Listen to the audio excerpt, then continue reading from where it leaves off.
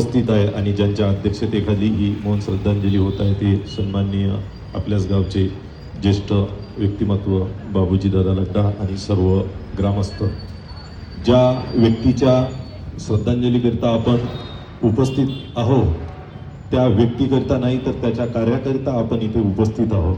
कारण असा जन्म लाभावा, देहाचा चंदन व्हावा, गंध संपला तरी सुगंध दरवळत राहावा। आपण जे इथे श्रद्धांजली अर्पण करत आहोत हे प्रत्येक जण त्यांच्या कार्याचं गुणगान करत आहे। कारण नेते भरपूर झाले, राजकारण भरपूर जणांनी केलं, परंतु राजकारणात कसं करायचं आणि समाजापर्यंत कसं पोहोचायचं ही दिशा जर कोणी दाखवली असेल तर ती नक्कीच अजितदादांनी दाखवली आणि त्यांच्याच कार्याचं गुणगान करण्याकरिता आणि ते आपल्यातून निघून गेले याचं अपार दुःख आहे। दुःख या गोष्टीचं आहे की ज्यांनी जे आजपर्यंत कार्य केलं ते कार्य यापुढे कोण करेल, आपण कोणाकडे पाहायचं।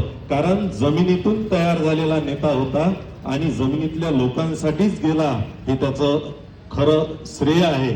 कारण गावामधून हा घडलेला नेता आहे आणि गावातील प्रत्येक व्यक्तीचं कार्य, मी मुख्यमंत्री झालो, उपमुख्यमंत्री झालो, मंत्री झालो, काही जरी झालं तरी मी या गावाच्या नेत्यांच्या लोकांची माझा संबंध कधीही तुटू देणार नाही आणि मी त्यांचं कार्य शेवटपर्यंत करन।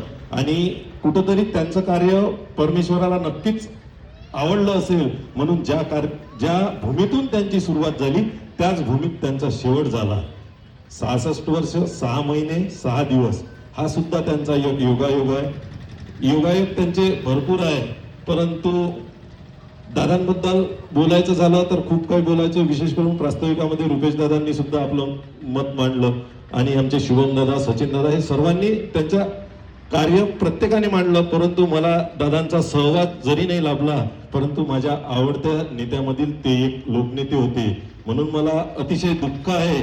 कारण दादाबद्दल बोलायचं झालं, दिसे बिचारा साधा भोळा, प्रवीण हृदय कार्याचा जिवाळा, हवा हवाच वाटे सगळा सेवागुणी।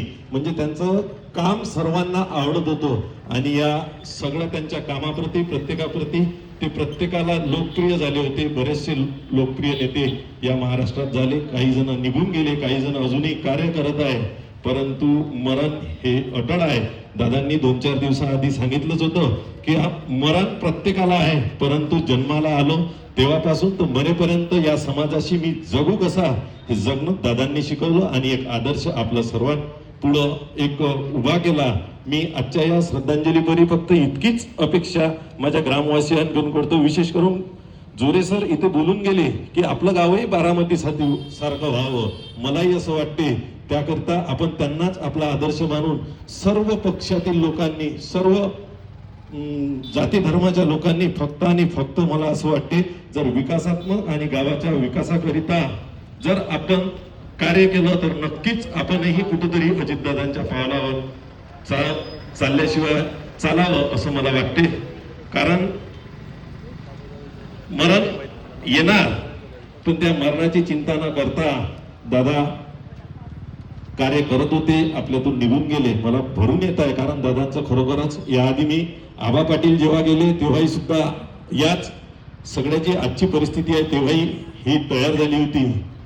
म्हणून मी इतकंच म्हणन, मर जाएंगे तो क्या हुआ, मरना ही तन का हक है, आत्मा नहीं मरती कभी इस पे न हमको शक है, इस लोक की यात्रा हमारी सफलता से हो गई, इच्छा अनिच्छा कुछ नहीं गुरुदेव की यह मर्जी रही।